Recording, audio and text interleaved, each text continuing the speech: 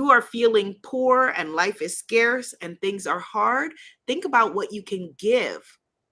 Okay, now that may sound counterintuitive. If you can't give money, give time. If you don't have time, give love.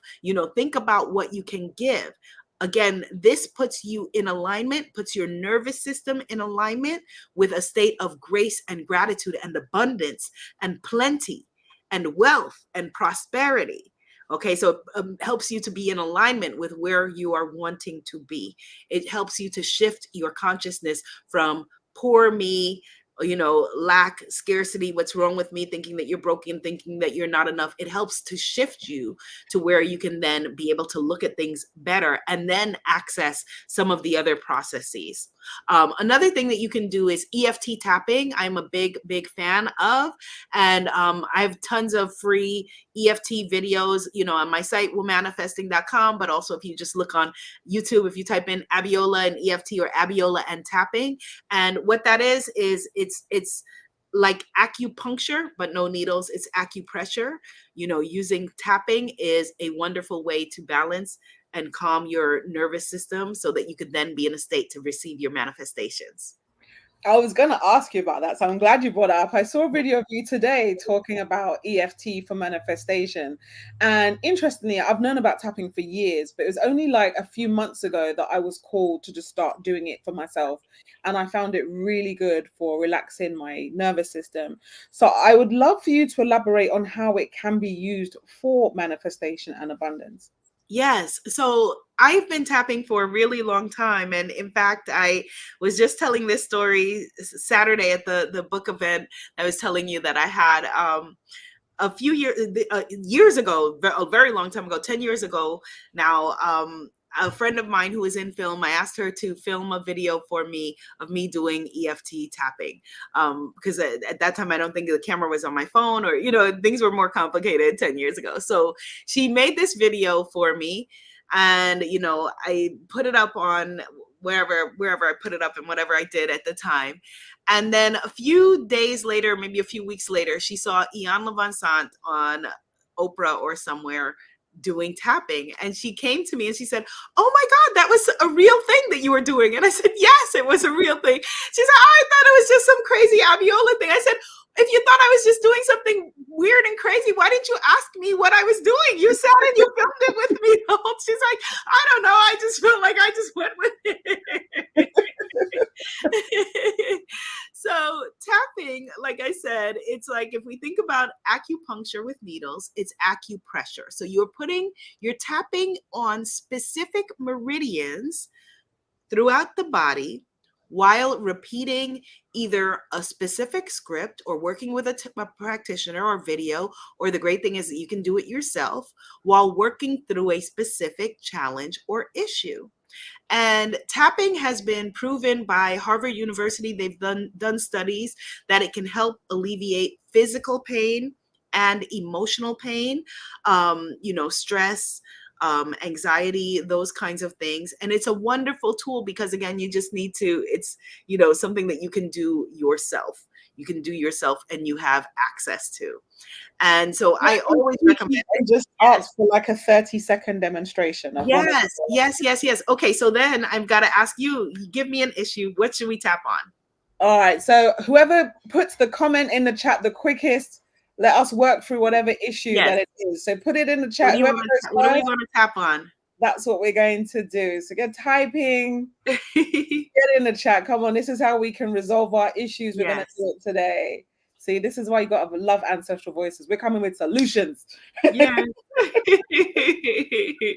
But no, I think it's so good, tapping. And it's something that we can all do. Okay, so Nature's Child, thank you.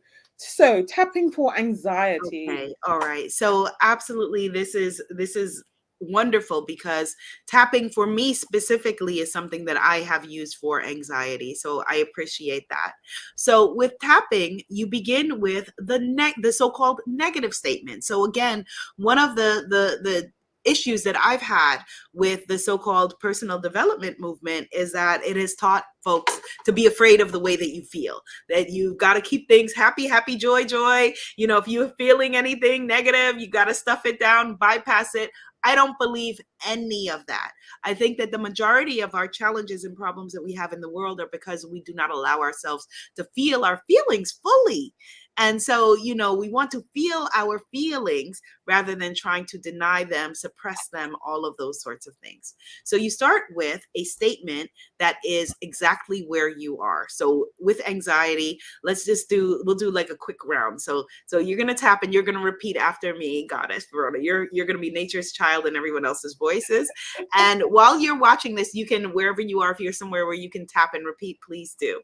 All right. So this anxiety, This anxiety, this anxiety, this anxiety, even though I feel anxious, even though I feel anxious, I choose to love and accept myself.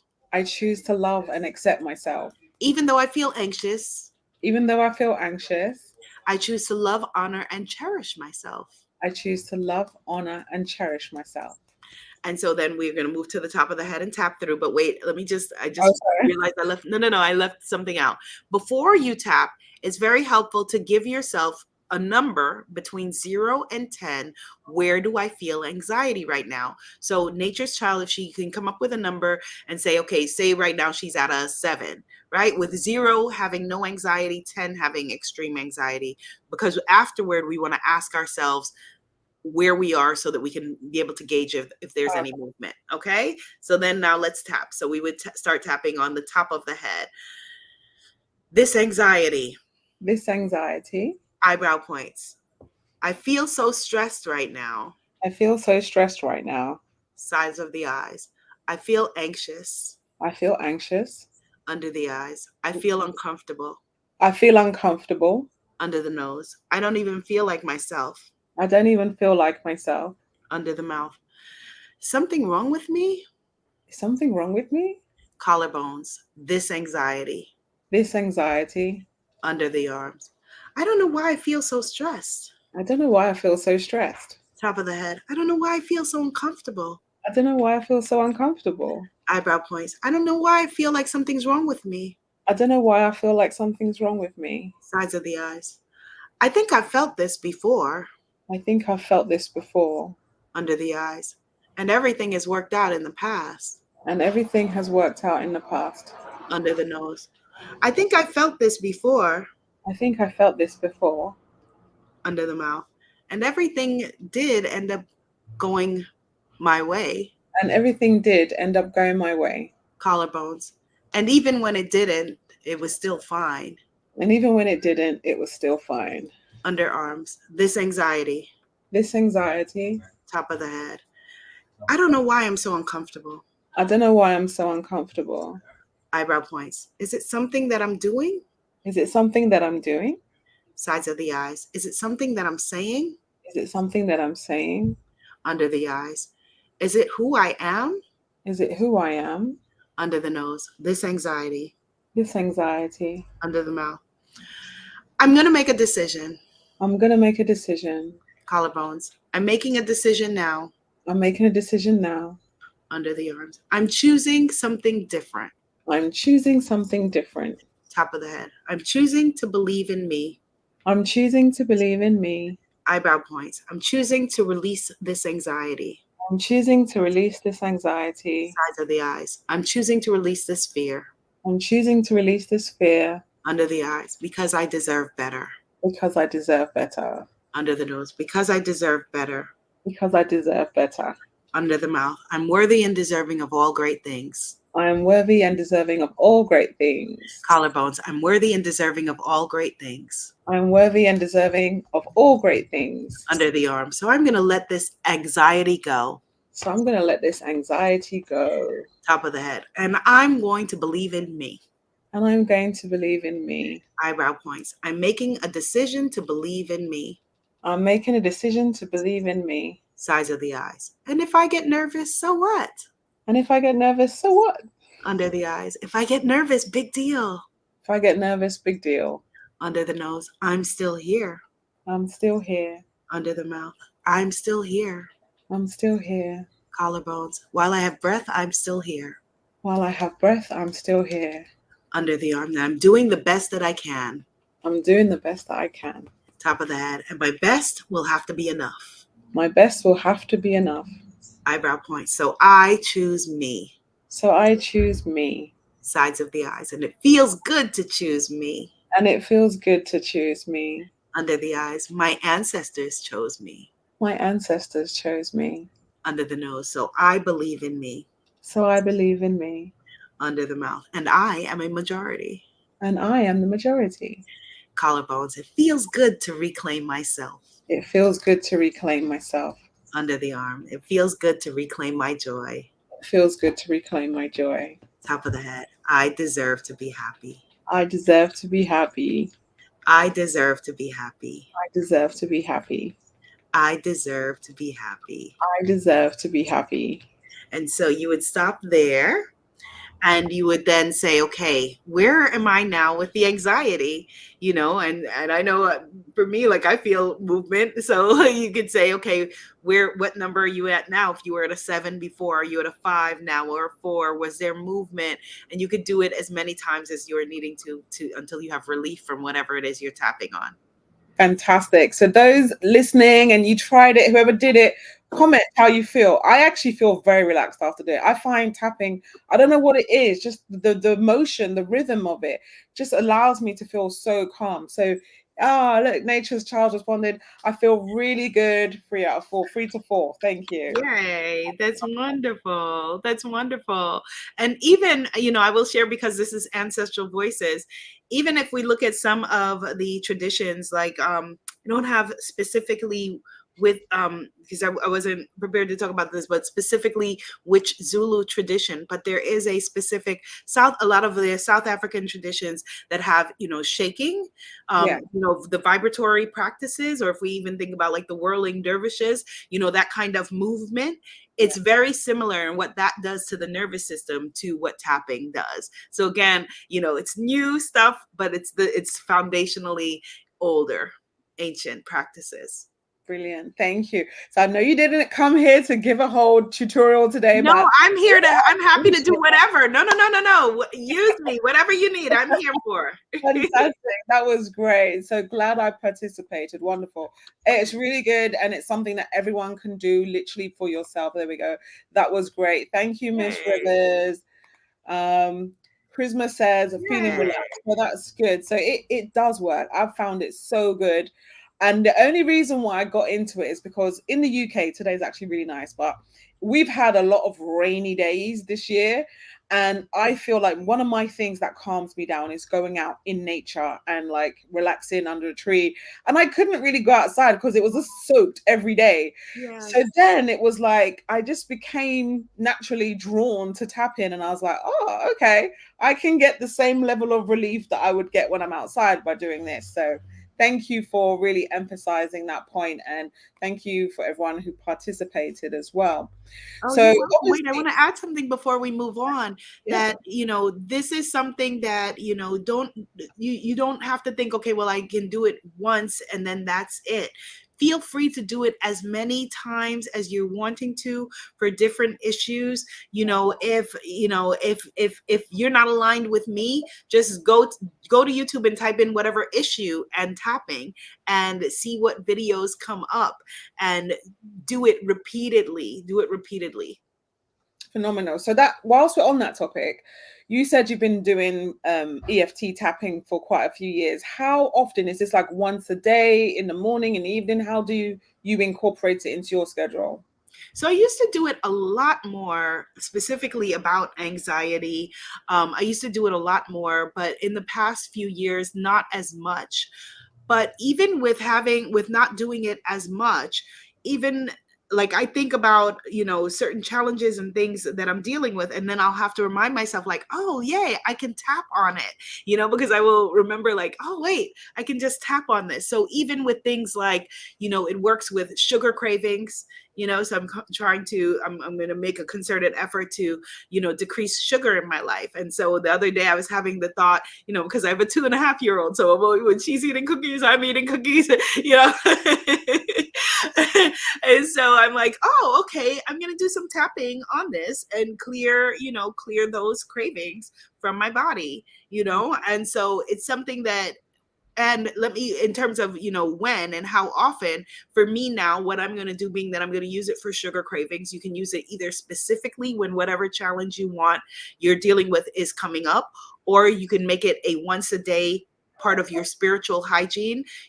So the same way that if you're going to meditate or pray, or what people's practices are, journaling, you can make it a once a day thing, or you can keep it for when there's a specific issue that you're dealing with. Fantastic. Thank you. So I also want to change now to a bit of a different area. You obviously have produced a body of work now where when you look at the work you've produced, it's very clear that you are channeling into something really deep that goes beyond just this physical. So what I want to know with you is, were you someone who's been born spiritually gifted from the beginning, where you were conscious of this ability to kind of dance in the spiritual realm?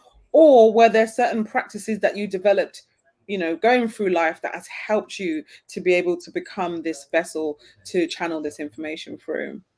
I would say that it's both, sis, really. I think that, as a child, definitely I was not your average child. But I didn't want to be weird. I didn't want to be strange. I didn't want to be, all of those things. I already felt like I was weird or strange, because my family was from somewhere else. And at that time, that was not a common thing in my neighborhood when I grew up. And so, my family was very much bullied. And I was told, almost on a daily basis, go back to your country, even though I was born in New York City. So for those reasons, I was very conscious about trying to shut down anything else, anything additional. It was like, oh my God, like I don't need one more thing that's going to make me weird. Like, oh my goodness, I'm already like weird. So even I remember when I was about 12 years old, having like this otherworldly experience on the New York City subway. Now you would not let your 12-year-old ride the train by themselves, but at that time it was a free for all. It's like, here's a key around your neck. Good luck, go for it. And I remember being on the subway one day and looking around at everyone on the subway, and somehow seeing like this golden connection between everyone, like almost like just seeing their auras and seeing that they were not, just the man reading the newspaper and the person, I don't know, cursing out the next person or whatever, but just seeing like a physicalness of us being connected. And it was so powerful and so incredible. And I was looking around at other people, like, are they not seeing this? Like, how are they not seeing this? And it was very much like, okay, well, that's not even though it was like amazing and beautiful and magical, like not being able to talk to anyone about it, it wasn't something that I was seeking to replicate, even though like I would go and try to see it again, but then I was so nervous of it that I put it off. And I think that was very much, I'm right now just drawing a parallel that I hadn't drawn before, but my mother's mother, my mother talks all the time about her mother's mother, her grandmother, who was a midwife and a women's fertility healer. She didn't use that language, but that's what she did, to describe what she was doing. And she would hear, spirit would tell her, certain things to do in order for them to have a more clear channel to communicate with her. So they would say to her, don't eat pork was one of those things. And so then she would go and she would purposefully eat more pork because she wanted to shut them down. She didn't want to receive whatever it was that they were trying to tell her. So whatever they would tell her to do, she would do the opposite. So this is very much something that is in my family and in my bloodline. And I think that, a lot of Caribbean people, a lot of, people who are a little bit more connected, closer to their African heritage, and the same for probably for everyone who's watching, but I'm speaking specifically to those heritages that I'm familiar with, that it's not uncommon for us that your mother is dreaming stuff and that your grandmother and your auntie is calling up and saying, oh, don't let her go to the whatever, and those kinds of things. So it's just that, then for me, on top of that I think being a meditator and doing other spiritual practices help me to open up those channels and learn how to work with those energies more specifically.